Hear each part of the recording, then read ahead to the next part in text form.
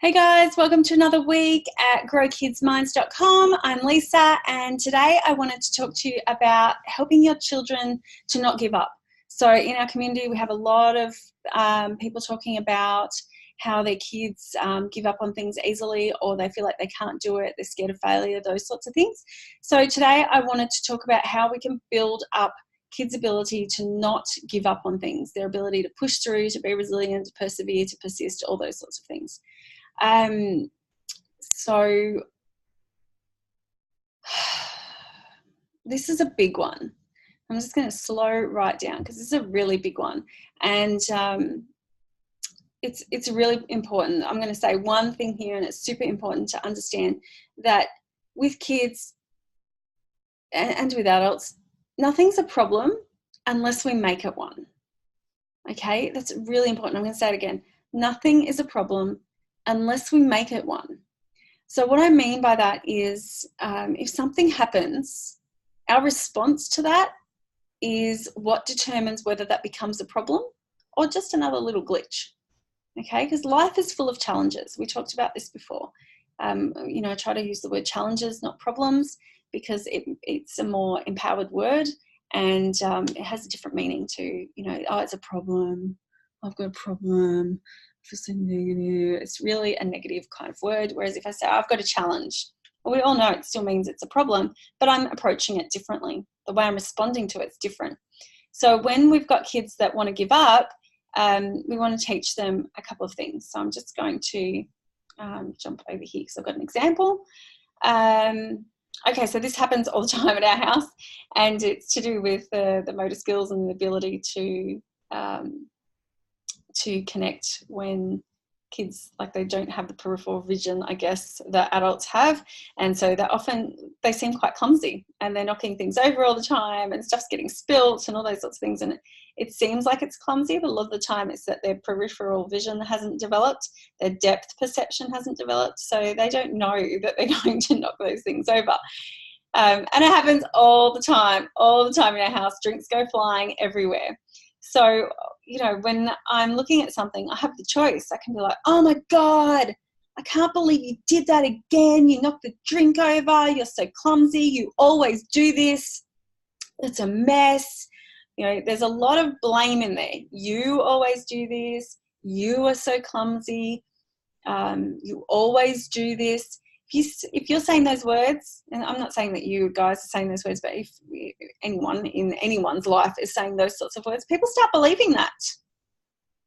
So, of course, their response is going to start being, oh, well, that's too hard. Oh, I don't think I can do that. That's a natural reaction. If you're hearing that sort of language all the time, you're going to respond that way. But we have the choice, and we have the choice, instead of going, oh my God, I can't believe you did that again. You're so clumsy. This is stupid, whatever it might be. You can change it, and you can make it, oh dear, what can we do to fix this accident? At the end of the day, it's unlikely that they've knocked that drink over on purpose. Highly unlikely. And the focus needs to be on the solution. Oh dear, my daughter does it. Oh dear. Oopsie daisy. So I know I'm modeling that language because I hear it back from the 3-year-old. But the question, it always turns into a question, because I want them to work out what to do next. What can we do to fix this accident? And I say we, but I'm really meaning them. But I'm showing them I'm on your side. I'm not going to hammer you because the drink's gotten knocked over. It's not life or death. So what can we do to fix this? And instead of the kid being labelled as the problem, they start to be empowered by being able to choose a solution. And the more we do this, the more opportunity that we give them to find a solution rather than be the problem, the more we'll start to see that they don't give up on things.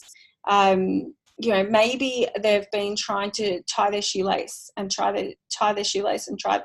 goodness, it's like a tongue twister, tie their shoelace and tie their shoelace and tie their shoelace, and they're like, oh, this doesn't work, I can't do it, da-da-da-da-da. They normally get really down on themselves because they have that expectation they're going to be able to do it, and they want to be able to do it. So we start first with the language. Well, you can't do that yet, honey. So, what can we do to help the problem? what can we do to get your shoelace tied? You know, what else do you know? Show me what you're doing.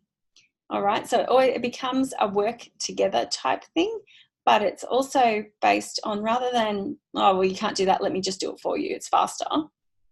And sometimes, I'm not going to lie, sometimes we just need to get it done because it is faster. But when we've got that moment where we can spare and you can see their frustration, instead of doing it for them or getting frustrated with them, like, okay, well, what can we do? No, you can't do it yet, but we're learning. And what can we do next to help with our learning? And then they stick with it, because suddenly there's someone on their side and they're helping them to figure out what to do next and what to do next and what to do next. And eventually they can tie their shoe. And so that's how we teach them not to give up. I do talk to the kids about, you know, not giving up. We don't want to give up on things, because then we don't get anything. So how do we, well, not that we don't get anything, but we don't get the things that we want if we're going to give up easily. So what can we do to get to X, Y, Z? All right, so I do use the language of not giving up as well, but I also make sure that they understand I'm on their side, but they need to figure out what's next to get there. And that's how we do it. Simple things, guys. So main thing is just to make sure when they're getting frustrated and stressed out about it, that you come down to their level and you just ask them, okay, I can see that you can't do it yet, but what can we do next? How can we get closer to being able to do that? And they might grunch around a little bit, and you just wait, because they'll come up with a solution. All right, so that's it for me, guys. If you've got any questions, hit us up at hello@growkidsminds.com. You can find us at Grow Kids Minds on all social media platforms. And that's it for me today. Have a great week.